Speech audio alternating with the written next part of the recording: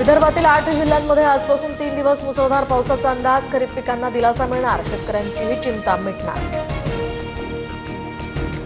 पहलगाम हल्ल्यानंतर संसदेचं पहिलंच अधिवेशन आजपासून सुरू। ऑपरेशन सिंदूर, ट्रम्प यांच्या मध्यस्थीचे दावे आणि बिहारमधील मतदार फेरपडताळणीसह इतर विषयांवर वादळी चर्चेची शक्यता।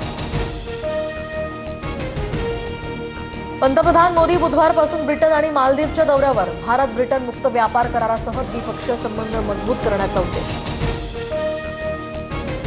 म्हाडाच्या कोकण मंडळाकडून घरांसह भूखंडांच्या विक्रीसाठी सोडत जाहीर। पहिल्या 6 दिवसात अनामत रकमेसह 2772 अर्ज सादर।